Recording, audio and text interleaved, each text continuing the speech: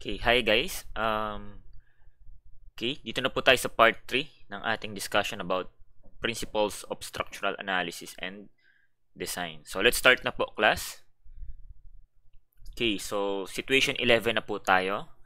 So, a block slides down a plane inclined downward at an angle of 30 degrees with the horizontal. So, the coefficient of kinetic friction between the block and the plane is 0.25.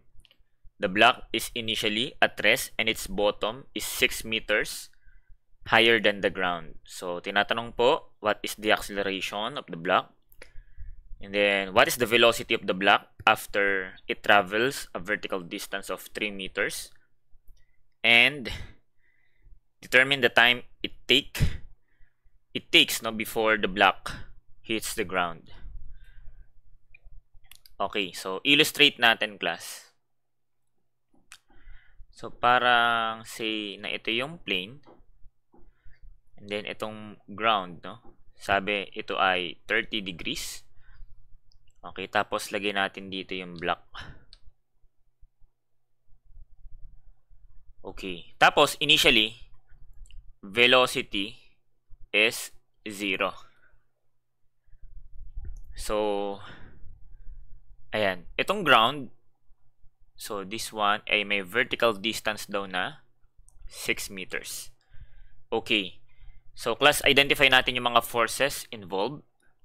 So, syempre, kahit hindi sinabi, syempre dapat may weight. Kasi yung component ng weight yung magkakos kung bakit siya mag-slide down eh. So, meron po siyang weight. Okay, gawin natin yung vertical axis dito.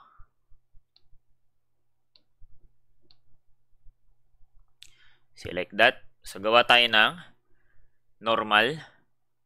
So, normal perpendicular to the surface. So, by property, this angle here is also 30 degrees. And since the motion is pag ganito, no? Sliding down. So, that the friction should be opposite to it. So, yung friction should be parallel to the surface going up. So, ito po yung friction. Okay. So, class, as you may remember, para makuha natin yung acceleration, application lang ito ng Newton's second law of motion. Okay, na ano nga yun, class? Na kapag mayroong net force, so say for example, summation of forces, may natira, so it will cause the mass to accelerate by an amount A. So, kung i-divide natin ito into components, so Fx, magkakos ng acceleration sa X, summation ng forces along Y, magkakos ng acceleration along Y. Okay? So, first, ang gawin natin, class, establish tayo ng axis.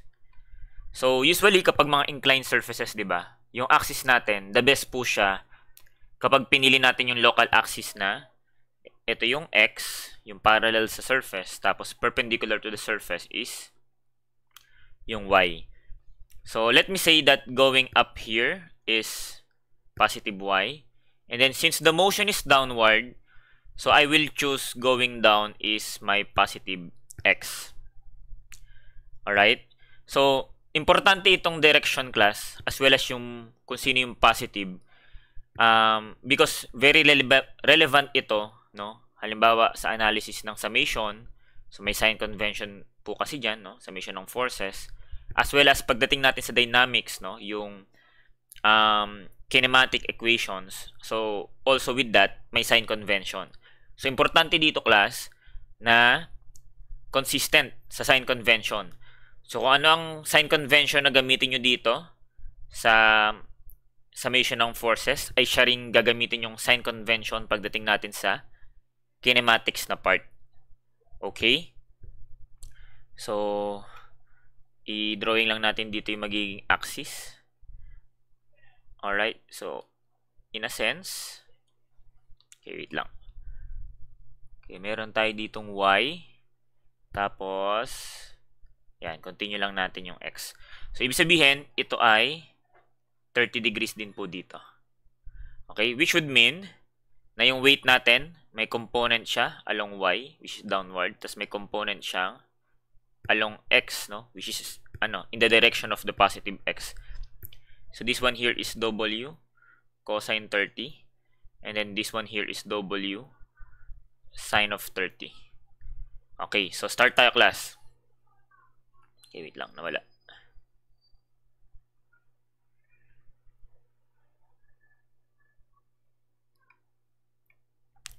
Okay, simulan natin, class, sa summation of forces along y is magkukos ng acceleration along y.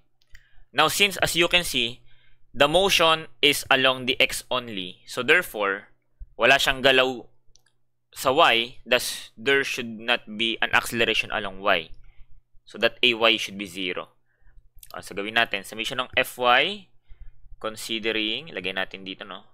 Ganyan yung axis, going to this to be positive.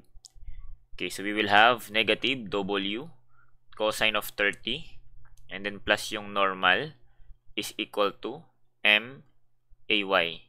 Again, this should be taken as 0. So ang madederive natin dito is yung expression for the normal, no? Magiging w cosine 30 po pala siya. Okay, next, summation tayo ng forces along x is magkukos ng acceleration along x. So say, ito yung axis natin, going to this to be positive. Okay, so we will have w sine of 30 minus the friction should be equal sa m ax. At itong acceleration along x yung hinahanap natin. Okay, so substitute. So we know the friction is mu n, so equal sa max. So palitan natin further, magiging w sine of 30 minus, I believe mu is said to be 0.25, and then yung n kunin natin dun sa unang na-derive natin, which is this. Palitan ko ng w cosine 30 equals m ax. So, sir, wala tayong weight. Paano gagawin? So, palitan mo lang to, class, no? Ano to? mg. Ito, mg. So, in a sense, makakancel po pala natin yung masses, no? Cancel yung m, so makancel din dito.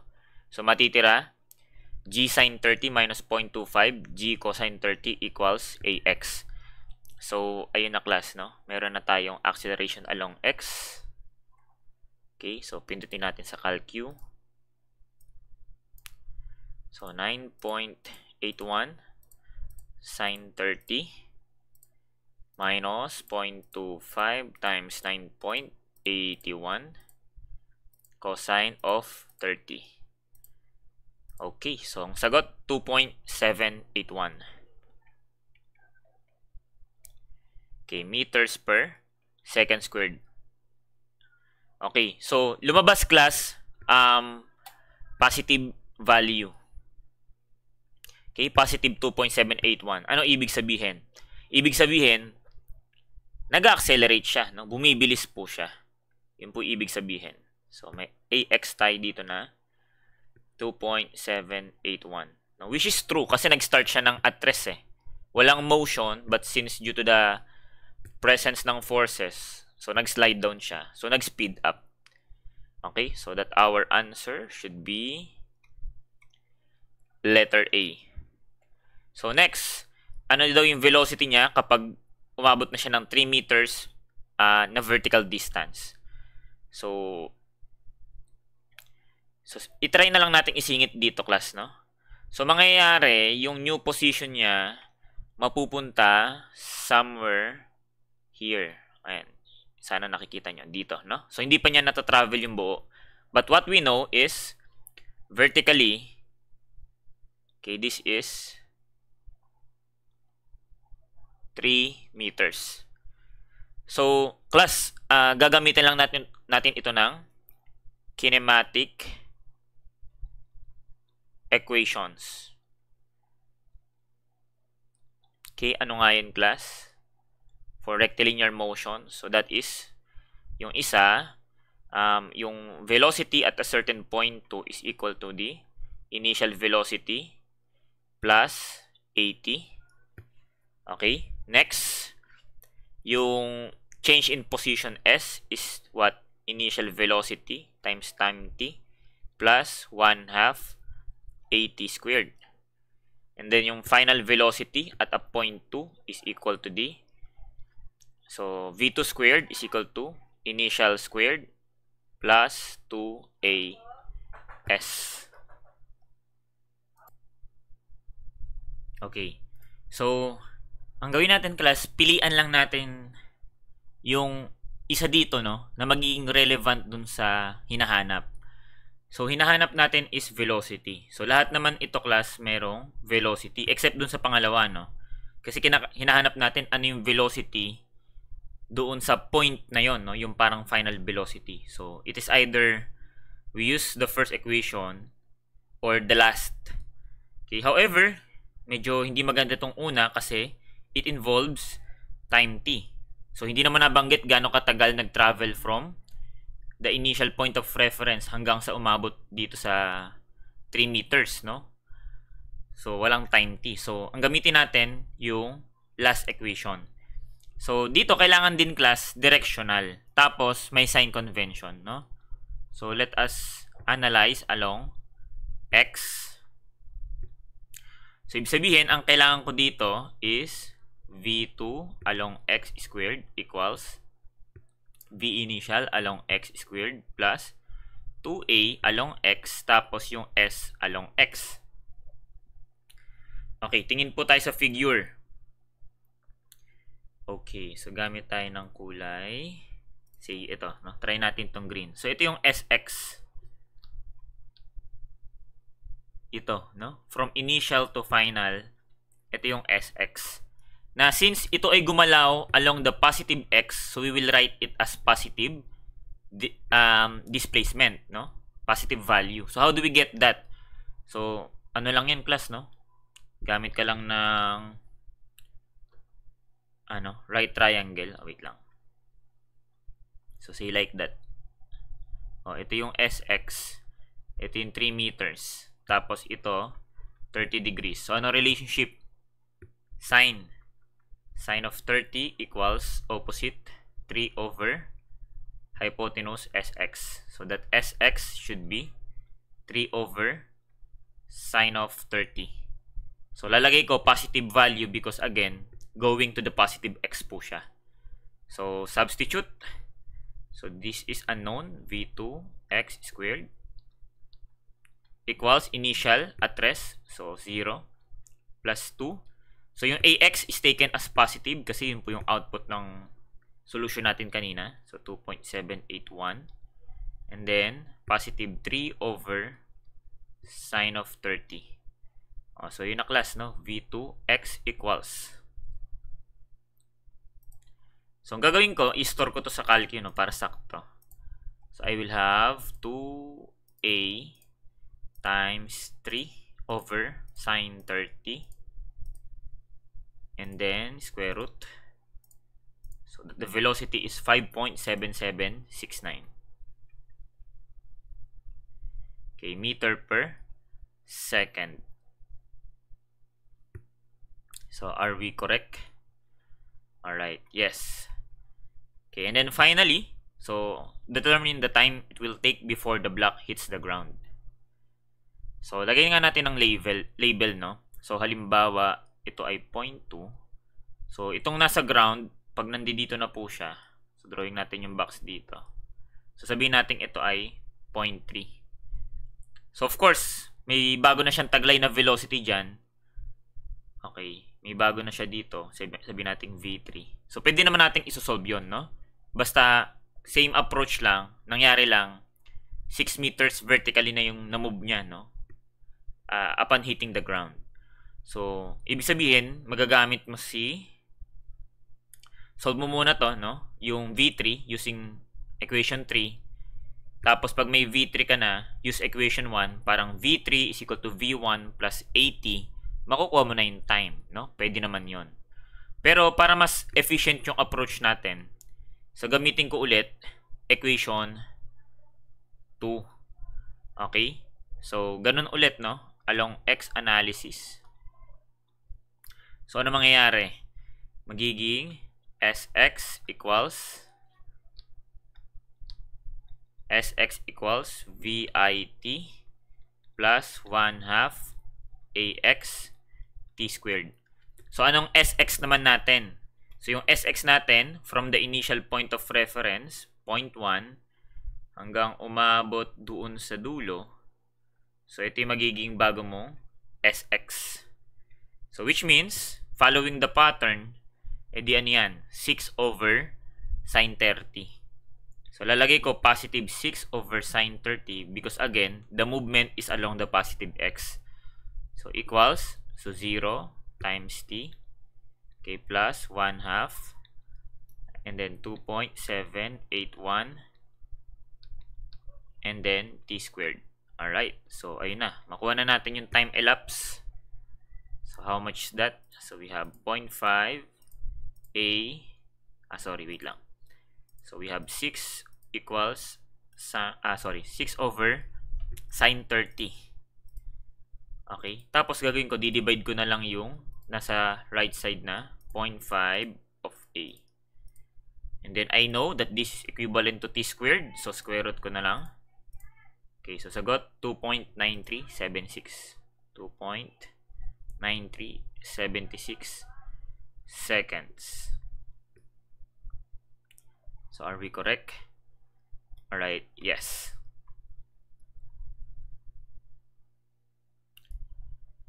Okay, so next tayo. So, sabi po dito, a horizontal water supply pipe is suspended from a cable using a series of close and equally spaced hangers. So, the length of the pipe is 60 meters and the total weight, if filled with water, is 6.8 kilonewton per meter.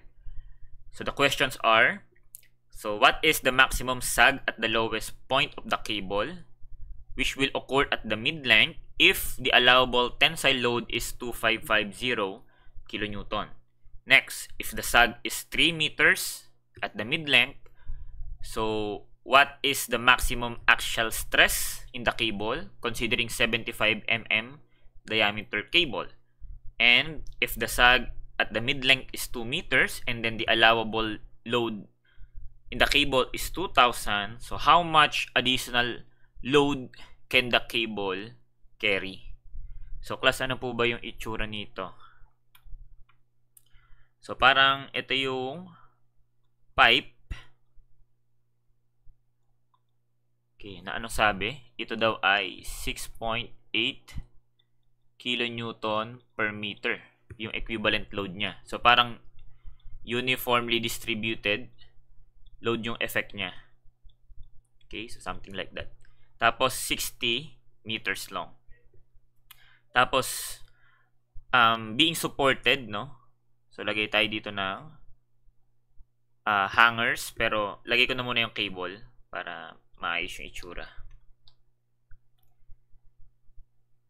Okay, so pwede na siguro yan. So, somewhere here, it is being supported. Lagyan natin ng support. And also here. Tapos, yung transfer of load is dadaan sa mga hangers. Okay.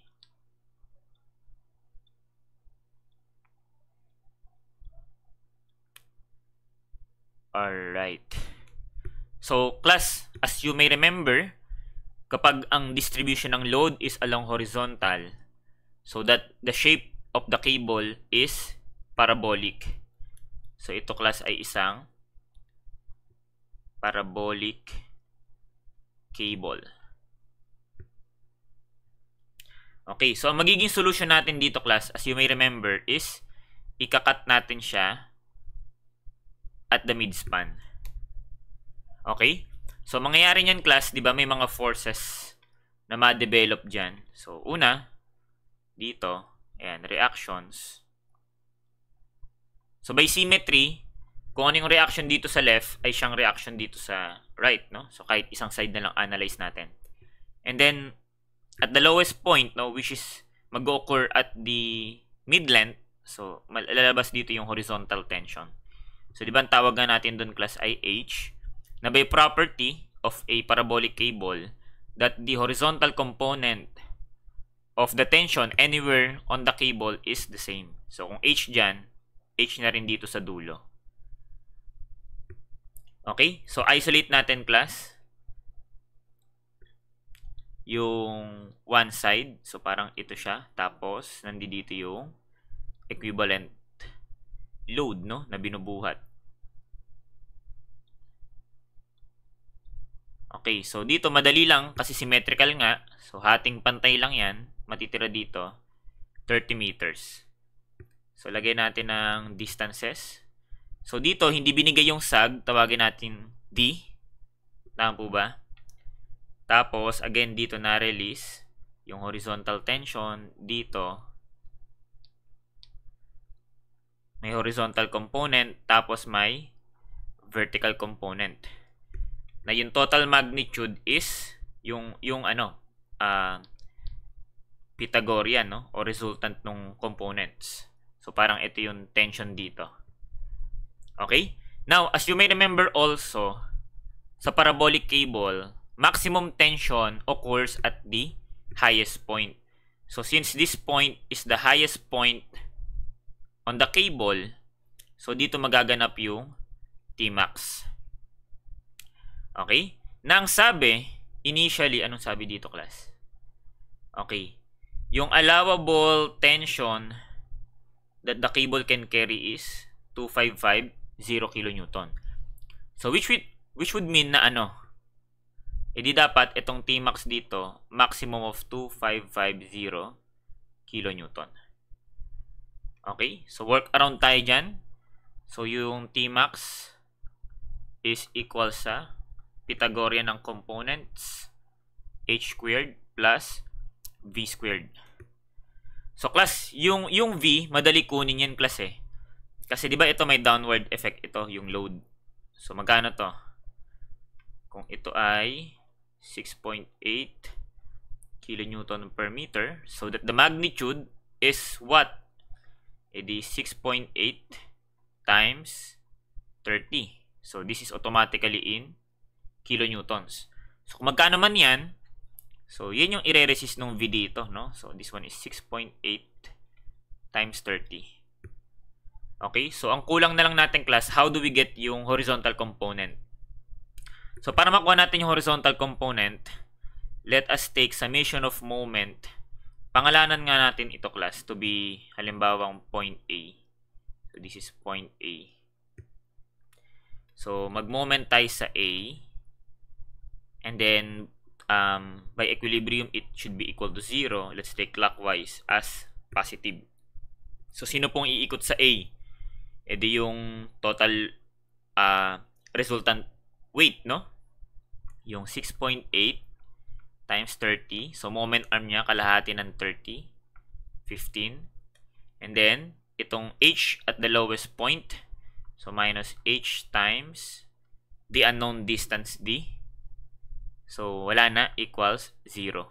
So, dito pala makuha natin yung H, no? Yung H pala is 6.8 times 30 times 15 divided by D.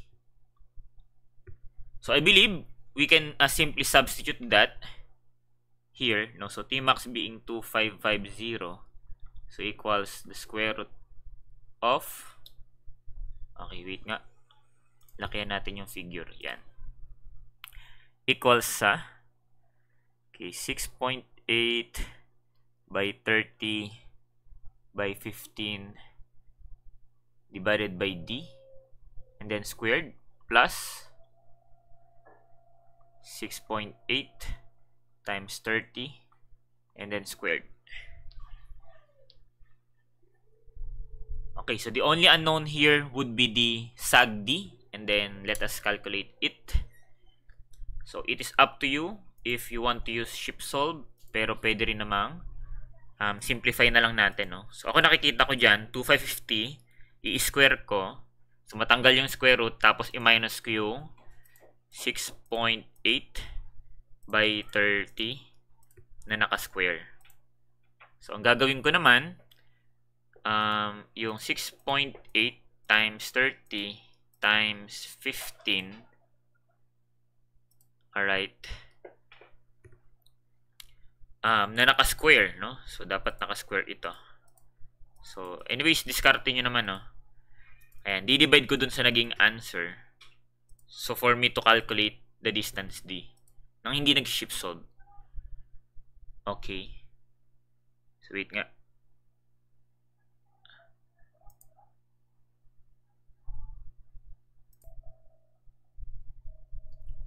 Okay. Alright. Okay, so, ayun o. 6.8 times 30 times 15 squared divided by answer. So, class, as you may see, kung nakikita nyo na visualize yung ginawa ko, class, ito ay naka-equivalent pa sa D squared. Okay, so square root natin. Okay, so this would be 1.203.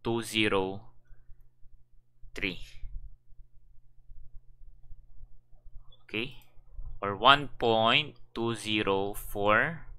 meters. So again, kung hindi naman kayo sanay, class, na nagsisimplify, ako kasi medyo pinapractice ko rin yung sarili ko na hindi masyadong nakaasa sa shift solve, no? Para at least pag dumating yung time na halimbawa bawal na ang shift solve sa board exam, so praktisado kayong mag-simplify ng equations, no? So pero pwede yan, class, no? Try nyo na lang kung mabilis. Alright, wait lang. Tanggalin natin. Halimbawa, equals square root of. So ang worry ko lang kasi dito, nasa ilalim kasi yung unknown eh. So baka magtagal yung calcu. Okay, pero kung feeling yung mas lalo lang kayo mahirapan kung sinisimplify, o di for the meantime, ayan, pasolve na lang natin kay calcu.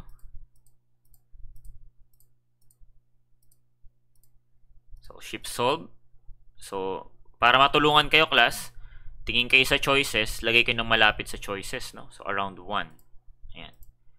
So, lagay kayo initial value para mabilis po siyang magsagot. Okay, so there we have it. No, we arrive with the same answer. Okay?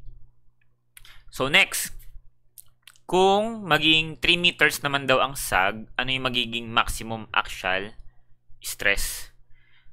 So, ibig sabihin, nagbago lang yung geometry, class. Okay? So, for number, anong number na tayo, class? Okay, 35. Ito kasi ano to 34 eh. So, for 35, solve ulit natin muna si Tmax. Pero dito, iba na yung mga nasa loob, class, no? So, halimbawa, ito. 6.8 times 30 by 15. So, instead na unknown ang D, given naman na siya, no? Sabi naman kasi dito, 3 meters na yung sag. Okay, plus, ito hindi naman to magbabago eh. Okay, 6.8 by 30 squared. So, ang nagbago, class, is yung value ng maximum tension.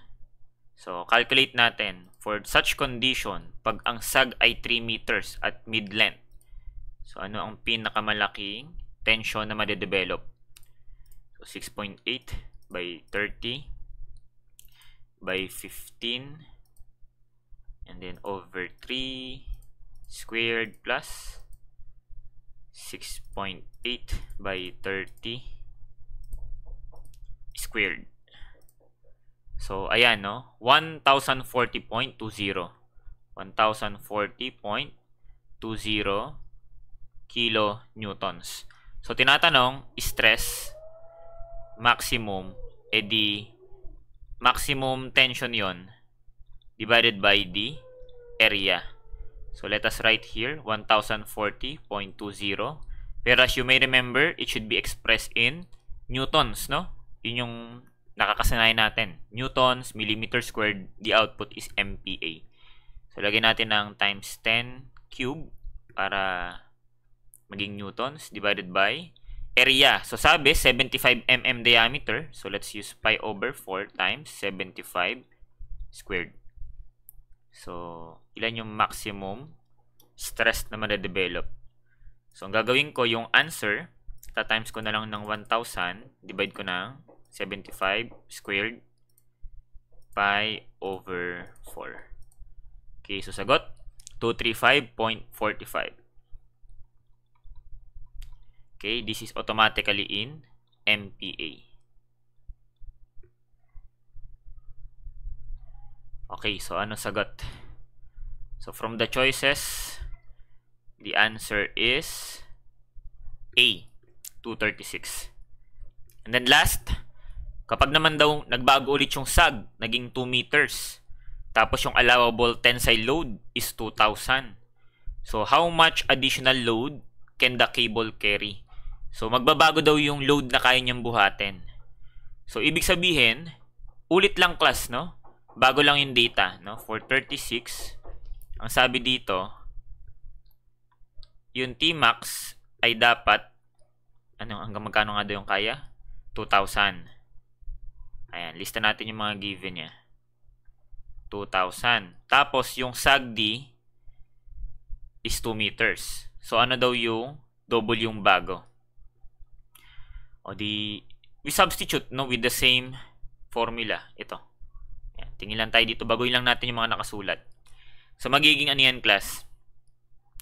Eh di magiging 2,000 equals the square root of.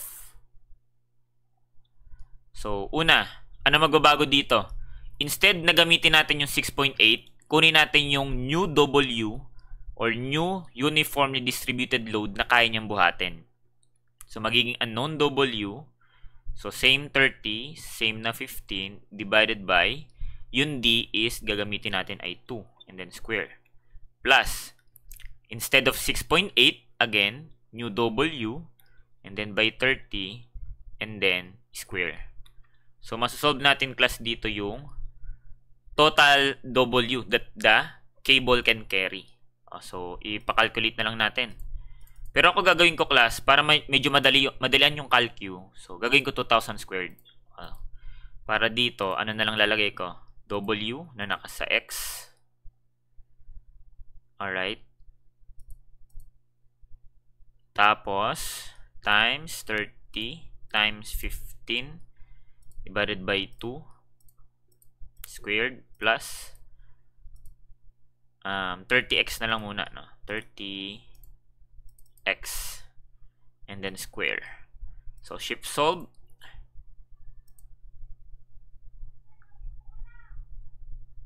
Okay, so the total W that the cable can carry now, pag ganyan yung mga data niya, is 8.81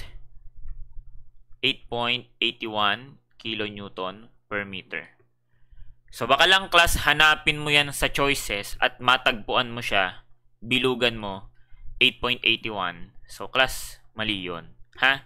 Kasi ang tinatanong lang, so from that thought, ano lang yung additional load? So, additional is what? So, ilan yung additional? So, di ba, initially, 6.8 siya. Tama po ba? Ngayon, naging 8.81 yung kaya niyang buhatin. So, ilan yung nadagdag doon? So, 8.81 minus 6.8. So, parang effectively, nakapagdagdag ka ng 2.01. Kuha po ba? So, be careful na lang doon, class. Ano? So, that the answer should be, ayan, letter A. Yung additional lang doon sa 6.8.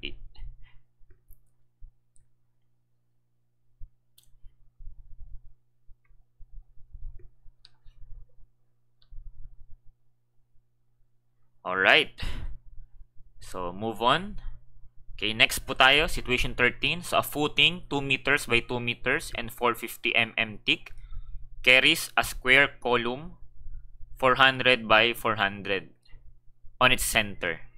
So, the effective depth is 350. Material properties, FC prime and FY are 28 and 415 respectively. So, the allowable stress for ultimate loads. So, ano yun, class? So, nare-remember nyo, class, no? Di ba yung capacity, no? So, sulat muna tayo dito. Pag one-way shear, so, di ba yung capacity VC ng concrete is 0.17 lambda square root of FC prime, tapos yung area sheared. So, class, actually, yung tinutukoy na allowable stresses dyan ay ito. So, ito yung tau allow. So, kumbaga, ano na siya, no? Pre-calculated na. Okay? O, practicein nga natin sa calcu. Tingnan natin kung malapit yung binigay niya, no? So, for one-way shear or wide beam shear, ano yun, class? 0.17 square root of, so, let us assume lambda to be, ano, no?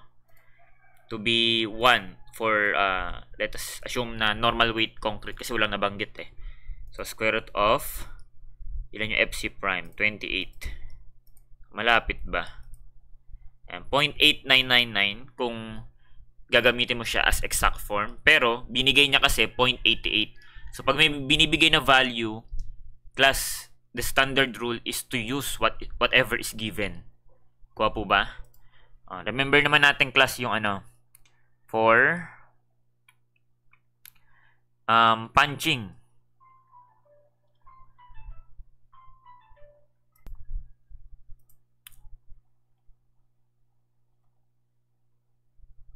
Okay. So, class, di ba dito meron siyang ano, yung mga pagpipilian. Ano nga yun? Yung una, 0.33 lambda square root of FC prime area sheared. What else? Yung 0.17 lambda square root of FC prime area sheared, tapos may multiplier na 1 plus 2 over beta. Okay, where beta is the ratio of the longer column dimension to the shorter column dimension.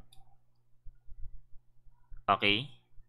And the last one is 0.083 lambda square root of FC prime AV.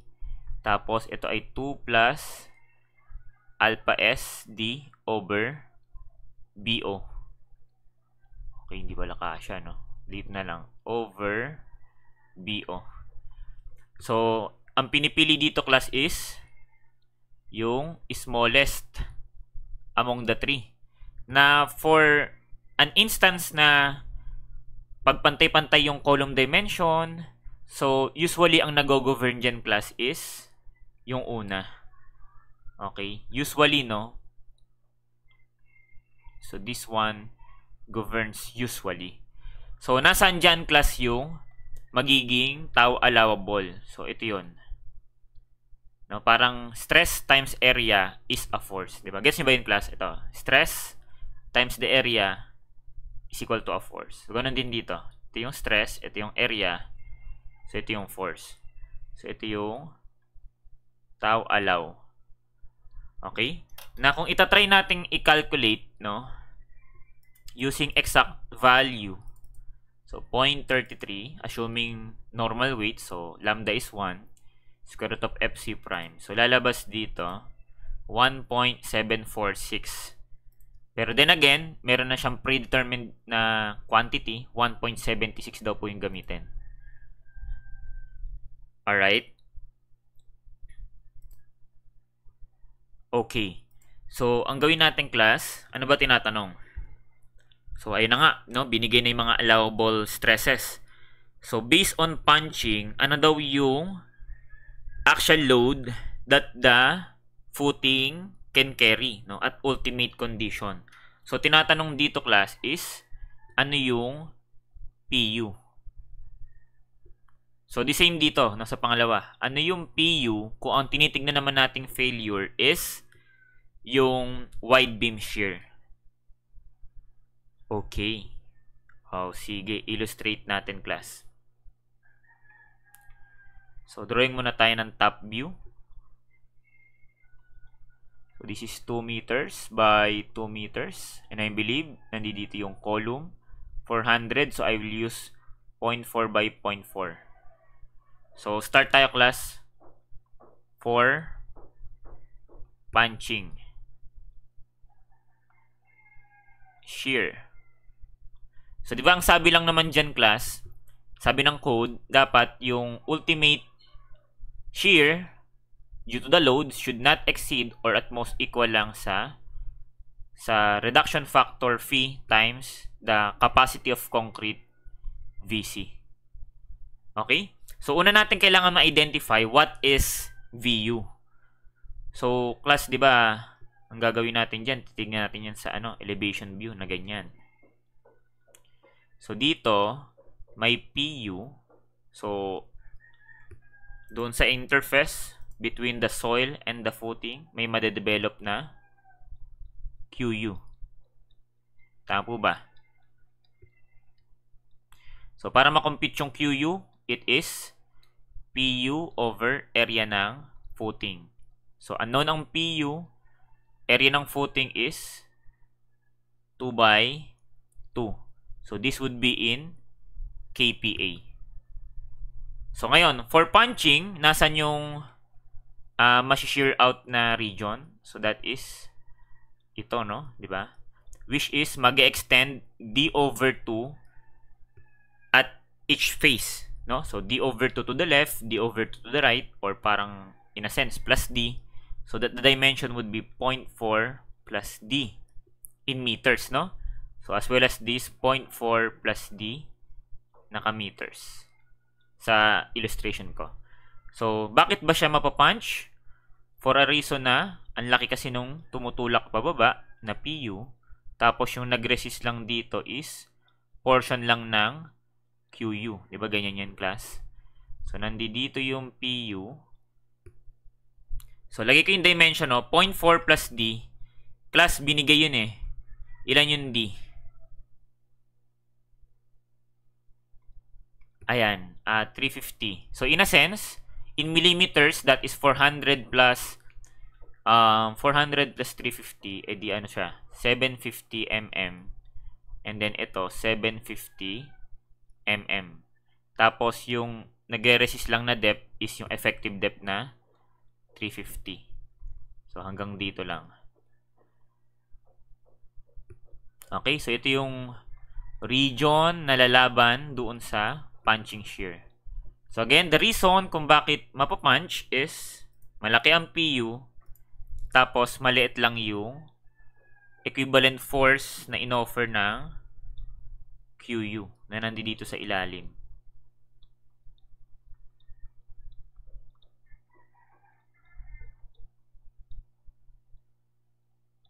Okay, so dahil mahina yung pataas, therefore yung shaded region mag-offer ng tulong, no, pataas. Nandiyan dyan si VU.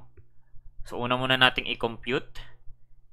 VU is basically the difference, no, or yung kulang doon sa PU versus QU. So PU is downward minus QU. So paano siya magiging force? So, take note na KPA ito. Dapat ipapartner natin ito sa meters. So, dimension is 750. So, I will use 0.75 by 0.75. So, that the output here would be in kilonewtons. So, rewrite pa natin. Magiging PU minus QU is PU over 2 squared and then 0.75 squared. Again, this is in kilonewtons. So, gamitin na natin class. VU is at most equal sa phi BC. But since pag nagko-compute tayo nito class, as you may remember, ito kasi naka-newtons to eh. So, dapat in-newtons ko na lang din tong nasa left side na VU. Okay? So, yan, lagyan natin. So, we will have here PU minus PU. So, simplify ko nga, no? Pwede ba ko bang isulat yan as 0.75 divided by 2? So, pares naka-square. So, squared. So, kilonewtons. So, lalagyan ko ng times 1,000 to make it newtons. So, equals phi. So, as you may remember, phi for shear is 0.75. And then, as you may remember, yung VC hindi na natin siya gagamitin ng exact, but rather, tau allow times area shield na lang po. So, for punching, ang binigay is 1.76. So, I will use that. 1.76 MPa. So, MPa dapat ka-partner millimeters squared. So, remember nyo lang class that at all cases, AV is the shear width BO times D. Ano yung shear width? So, pag tinignan mo itong top view, kung ano yung perimeter na mas-shear out, yun yung shear width. So, para siyang 750 na 4 na piraso. So, that is 4 pieces na 750. Tapos, times depth D na 350. Okay, so this is in mm squared. So, yan po yung lagay natin dito. 4, 7, 50, and then 350. So, as you can see, the only unknown there would be the PU. So, ayan na class. Ano ang largest PU na pwede nating ipabuhat na kayang buhatin nung footing without failing due to punching? So, lagyan natin x minus x quantity 0.75 over 2 and then square and then times 1,000 equals 0.75 times 1.76 times 4 times 750 okay, by 350. Shift solve. Okay, the answer should be 1612.8. So this is automatically in kilonewtons. Okay, so are we correct? Alright, correct.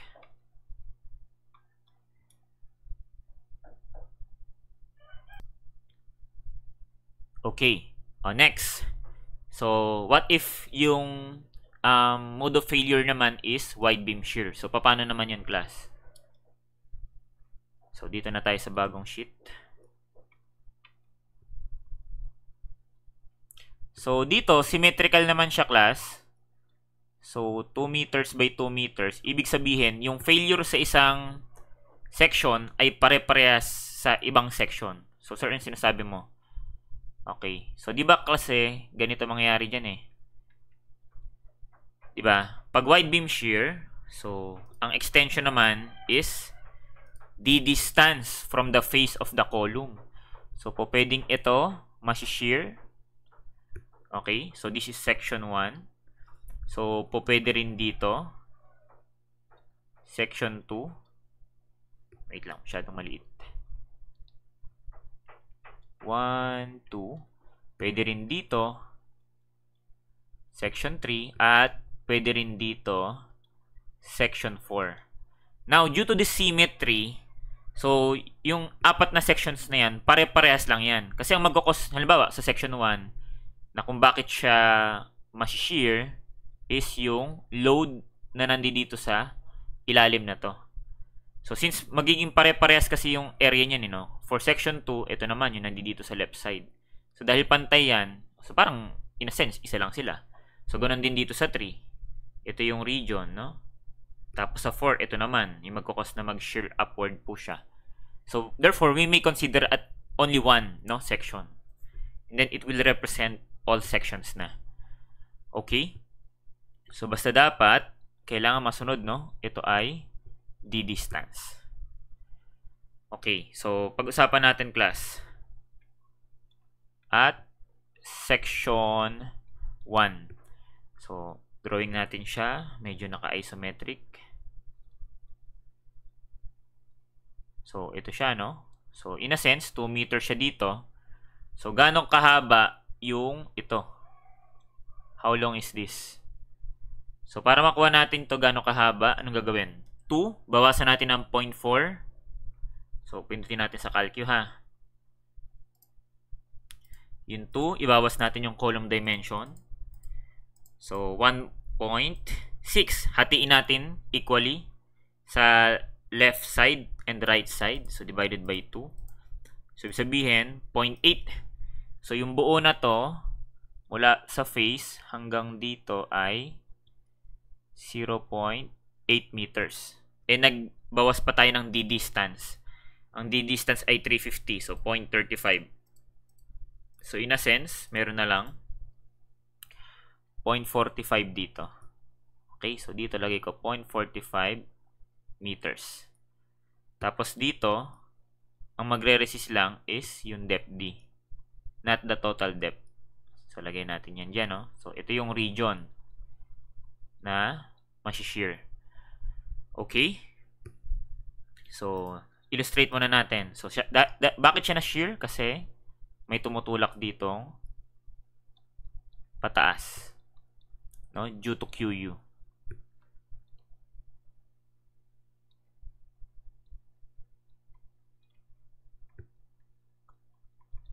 Okay, so sino lalaban para mag-equilibrium? E di yung shaded region, no? So siya magke-carry ng VU. And in this case, pababa naman yung kailangan niyang gawin. Okay? So ganun ulit.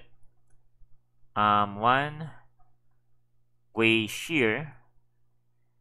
Again, the condition should satisfy that yung VU due to the loads should not exceed or at most equal lang sa reduction factor phi times the shear capacity of concrete VC. So, computing muna natin yung VU. So, VU is equivalent lang dun sa upward effect, no? QU times sa nakatutok na area sa 0.45 meters by 2 meters. So, rewrite natin further. Kanina meron na tayong QU. QU is PU over 2 squared. Tama ba? So, times 0.45 times 2. So, this is kilo newtons. So, ganun lang ulit. Sulat natin.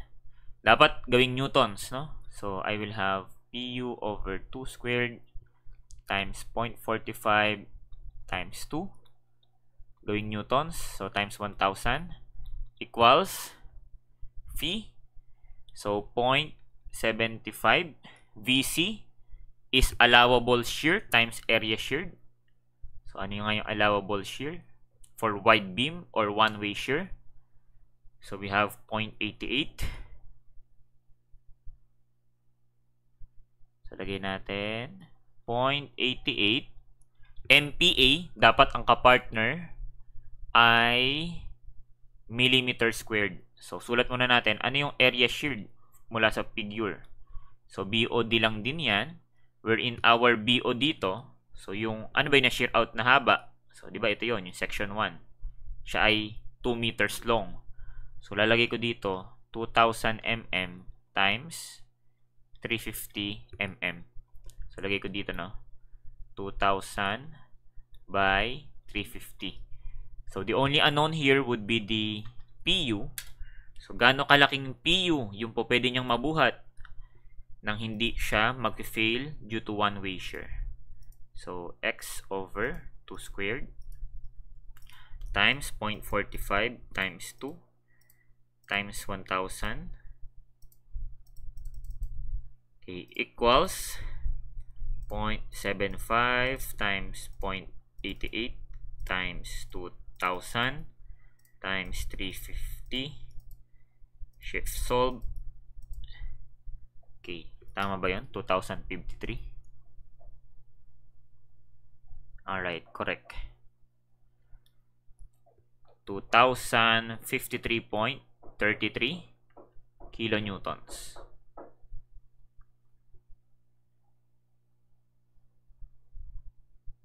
Okay, letter D. So, halimbawa, no, tinatanong dito class, edi ano yung, maximum PU na safe. So, ano yung safe value ng PU sa dalawa? Maximum na safe value ng PU without failing either sa punching shear or wide beam shear. So, pag pinag-uusapan class ay load, we always choose the smallest. So, yung pinakamalaking, at least safe yung structure ay yung 1613 kilonewton, no? We choose yung smaller. pag loads. Okay? Remember that. So next, the design moment at ultimate loads at the face of the column. So parang siya na yung, sino na siya class? Siya na yung design moment MU, no? Is 300 kilonewton meter daw. So how many 20 mm diameters are required? So magdi-design lang tayo class. Okay, wait lang. Add lang ako ng sheet. Okay, so drawing natin yung side view ha. Wait lang. Sige. Ano muna rin? Top view or plan view. So 2 meters. 2 meters. Okay, tapos ito yung drawing natin, no? Elevation view. So kung walang MU sana dyan class, kung walang MU, di ba kinukuha natin yung class sa face, at the face of the concrete column, no? So dito tayo kumukuha ng MU. Pero kabutihang palad binigay na 300 kilonewton meter daw. Okay? So ibig sabihin, lagay tayo ng reinforcement. So yung reinforcement for that should be na ganito. So since square naman ito, kung anong design dito ay siyang design na rin sa other direction. So nandito siya class. Okay. So ibig sabihin, pag sisilipin ko yung bakal, parang ito yan, no? So 2 meters dito, tapos dito siya nakatuhog na ganyan. Okay. Wait lang, pangit. Something like that. Okay, tapos yung moment,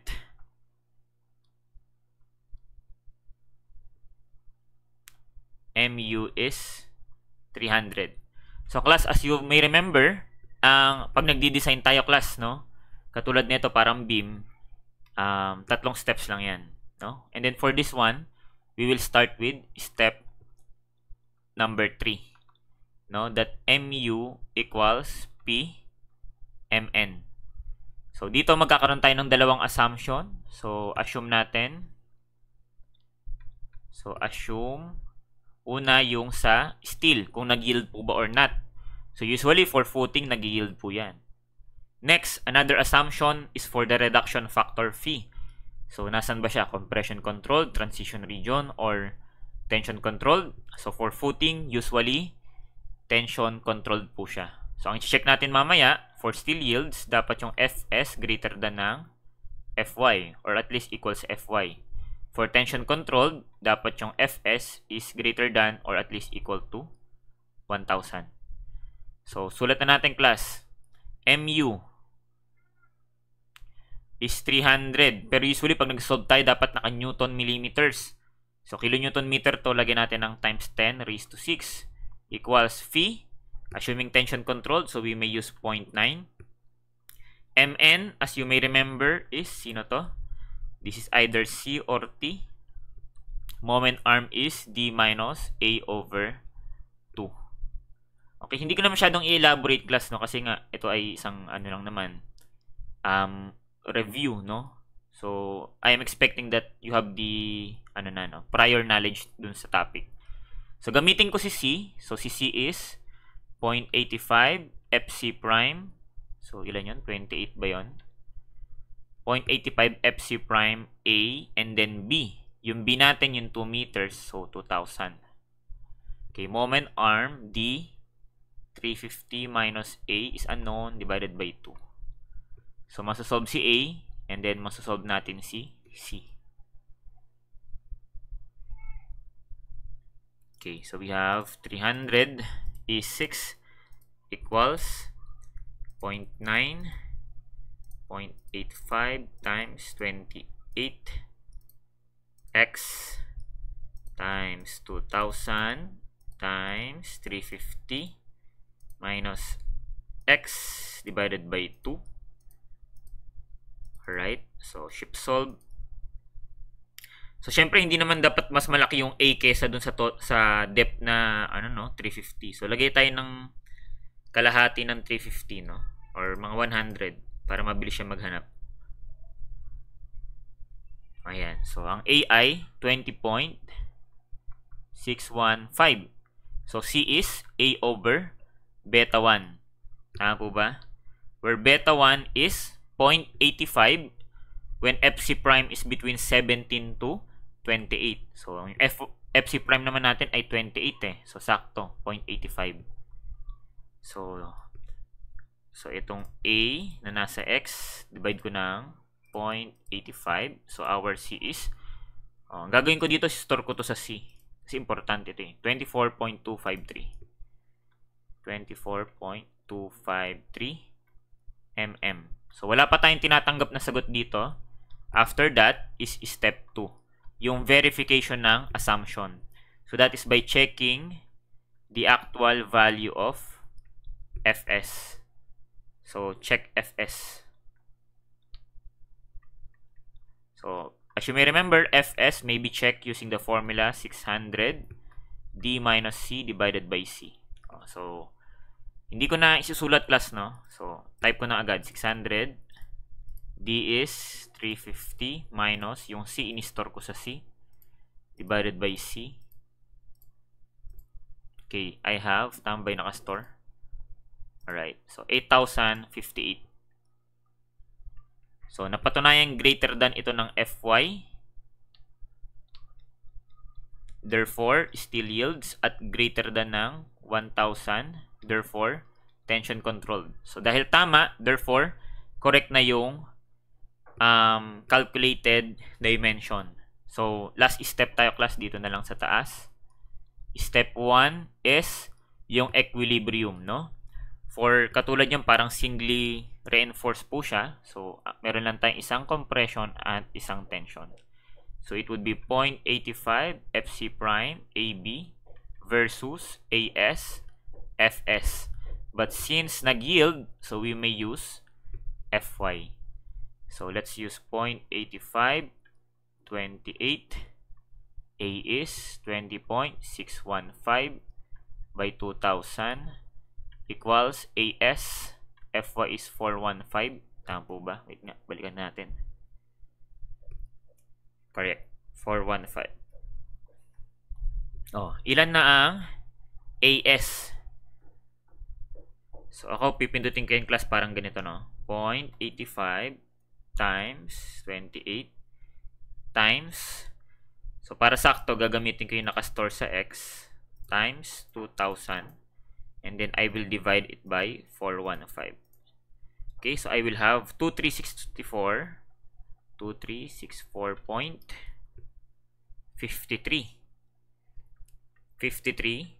mm squared. Okay.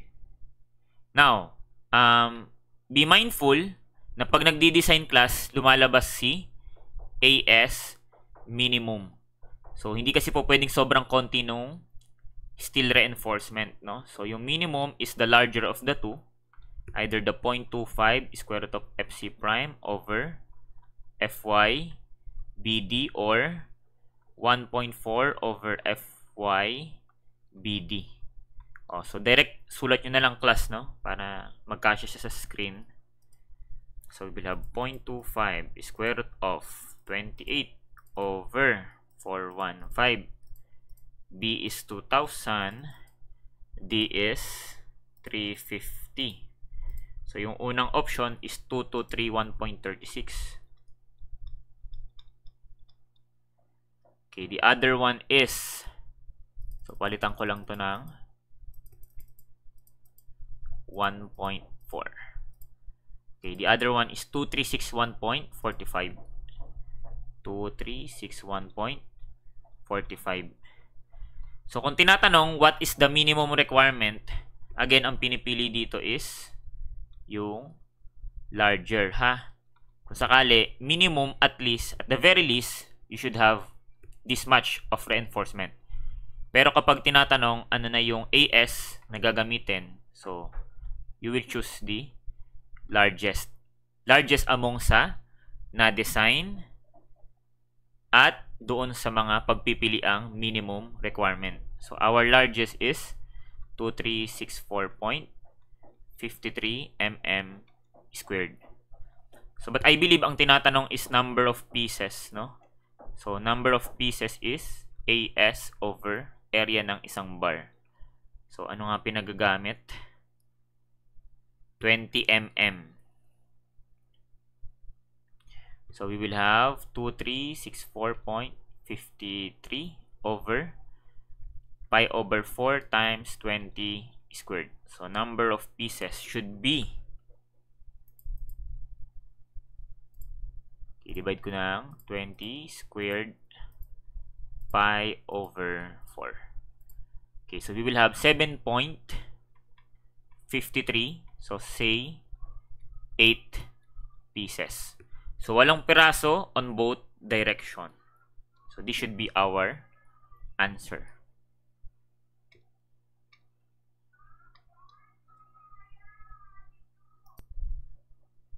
Alright. So, ayun, no? So, for the meantime, so siguro hanggang dito muna ang ating i-cover. So, we will continue the remaining problems sa mga susunod pa po nating lecture videos. I hope may naintindihan, may natutunan po kayo. So, thanks so much for watching and see you next time. God bless po.